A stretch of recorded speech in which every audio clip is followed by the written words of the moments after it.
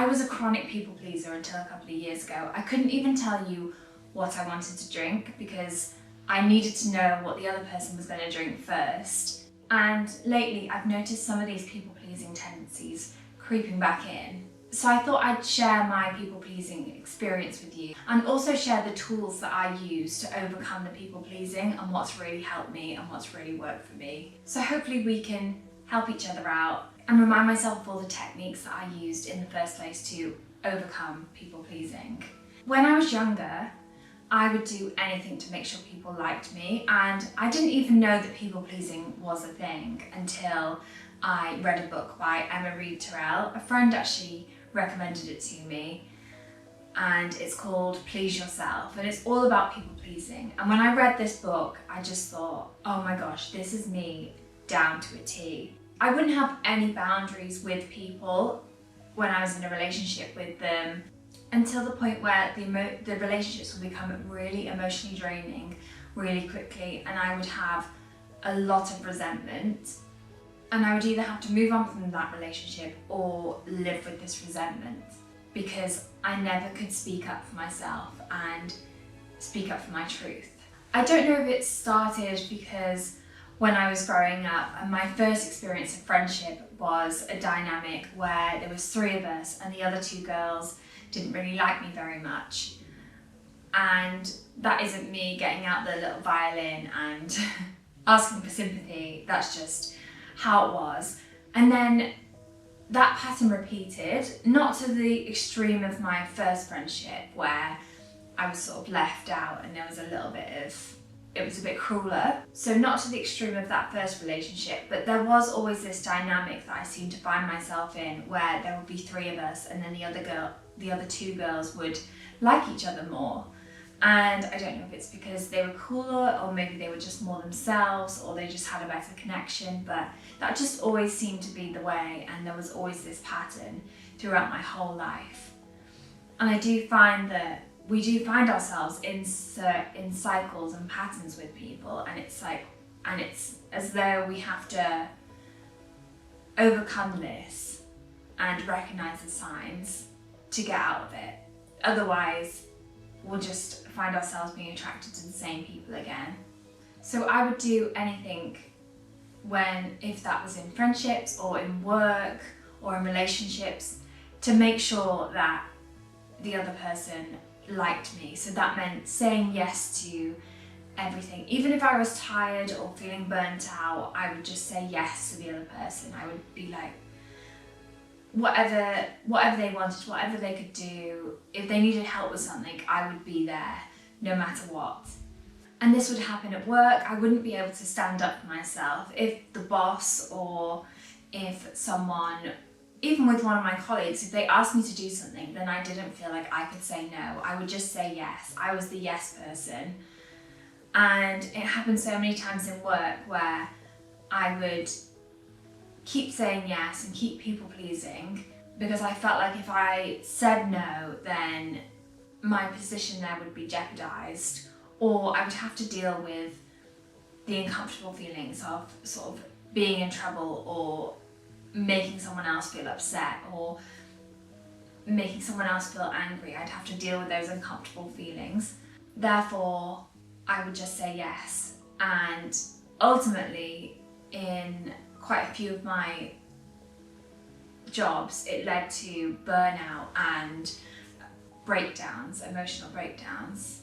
One was so bad that unfortunately I had to leave the company and start working for myself because I was just in no fit state to work anymore, unfortunately.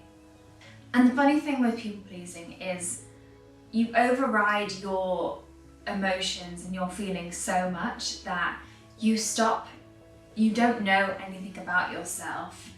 We'll go back to the drink thing that I mentioned in the beginning. If someone asked me what I wanted to drink, I couldn't even think what I wanted to drink. I didn't even know what I wanted to drink because I was so used to waiting for an indication from someone else so that I wouldn't be annoying, that inside I didn't know what I wanted anymore. I didn't know what I liked, and I really had to relearn what I wanted and what I liked to get over people pleasing.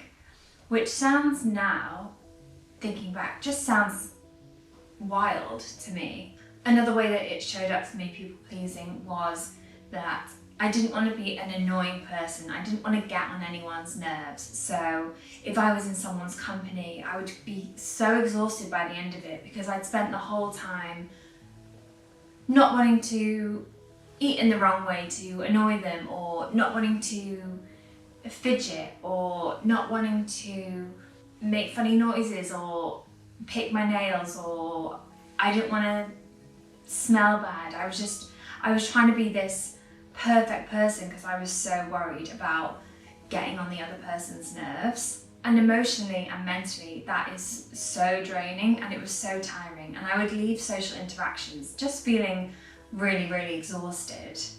And I've always really struggled with expressing my opinion about something, so I found it really hard to disagree with someone.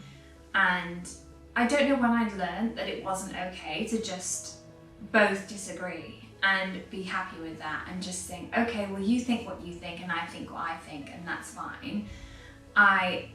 The idea of disagreeing with someone or saying something that someone doesn't think is right would make me feel so uncomfortable inside and just make me feel sick, to be honest, and I would much rather just agree with the other person. And of course, when you're overstepping your boundaries, you do just start to resent someone.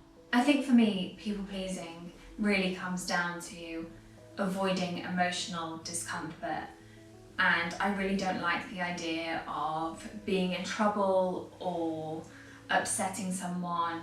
I'm very sensitive, I'm a very sensitive person, and I feel things really deeply. So I think if I feel uncomfortable feelings, then I feel them so extremely and so intensely that it feels almost painful. So anything that I could do to avoid that would be a win in my book. But unfortunately, it ends up making things worse because then I end up feeling resentful and exhausted and emotionally exhausted and socially drained, which is actually way worse than just feeling a little bit uncomfortable because you disagreed with someone. Recently, I've noticed these people-pleasing tendencies come back into my life, and I think there are a couple of reasons, but I will go into that bit later. First, I'm going to talk about how I got over my people-pleasing tendencies and all the tips and tricks that I used that I found really did work for a time. And that's the thing with anything like this. I think you really have to keep working on it, and it's maybe not something you can just learn and then think that's it, I'm going to be a new person. It's something that you really have to keep reiterating to yourself. One of the first things I do is I use affirmations a lot for people pleasing, and one of the things that I will say to myself is that I'm perfect as I am.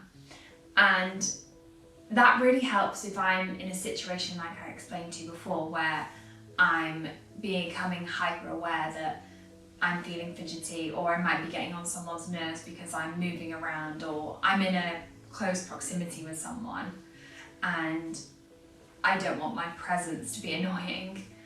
Then I just tell myself inside my head that I'm perfect as I am. And that seems to just sort of calm down all the noise in my head, and it makes me feel like I can just be who I am, and that's okay. It's okay to be me. All my fidgets and quirks are okay. Another thing I tell myself is that you're not going to be liked by everyone. It's just impossible. And I know that I don't like everyone. It's not even anything to do with that person probably. We all know that we all have our own things going on and our own shadow selves. Sometimes are reflected back at us, and that's what we're seeing in someone else, and that's what we don't like about them. So there's not really much I can do if someone doesn't like me. The same goes for if I don't like someone, there's probably not much they can do either. It's just we're on this, our energies don't match, or we're triggering each other, and that's okay. It's totally okay, and I just have to keep reminding myself that it's okay to not be liked by everyone. I also tell myself that if you're trying to be liked by everyone, then you're going to be liked by no one. It's much better to be chalk or cheese, I think, because I think if people really dislike you, then there are going to be people out there on the other end of that who really love you, and that's a really nice thing. It's so nice to be accepted for who you actually are inside and loved for everything about you, rather than liked for this kind of fake version of yourself that you've created in order to please other people. Some practical tips I did is I started telling people what I wanted, and this was really hard at first because I used to meet up with my friends and we would say, oh, where do you want to go? And each week I would find it really tough to think about where I wanted to actually go, because I was so not used to doing that. And even if it would take me sort of like half an hour or an hour to decide where I wanted to go, I would make sure that I put my opinion out there and said, this is where I want to go today because of this. And if the other person disagrees with me or wants to go somewhere else, then that's totally fine. But it was really good that I actually said how I felt and what I wanted to do. And the same goes for if I wanted what I wanted to drink, I would try and speak up and say and actually think about what I actually wanted, rather than second guessing what the other person wanted me to want. And I started saying no more. I started putting my boundaries actually in place and saying if I didn't want to do something, then just finding a nice way to say no to people. Giving myself the permission to miss out on things as well was a really big thing for me, because I was so worried that if I didn't turn up to everything that I would be forgotten about. Letting that go and actually not turning up to some things and realising that nothing bad was going to happen was a really big learning curve, and I think that was really helpful for my people pleasing. And of course, putting myself first. So if there was something that I needed to do, or if there was something that I really needed to do for myself, then I would do it for myself. And I would, unless, of course, under some circumstances, you're going to help other people out. But in like the day-to-day stuff, I would just try and put myself first a little bit more. And I always try and remind myself that people actually like it when you say what you want. Say if you're hosting someone and they come around to your house and they tell you what you want, then it's actually much easier for you, because then you've got these parameters of stuff that you can go off, rather than just having like an abundance of choice. I think when we have constraints, it actually makes it easier for the other person to work with, rather than just being like, I'll have anything, or I'm okay with anything, or I'm fine, I'll do whatever you want to do. That's actually a lot of pressure for the other person. Whereas if you can say, oh yeah, I don't drink alcohol, or I don't eat cheese, for example, then it's much easier for the other person to kind of work with that, I think. So being more yourself and having your own quirks and your own ideas and your own likes and dislikes can really benefit other people anyway.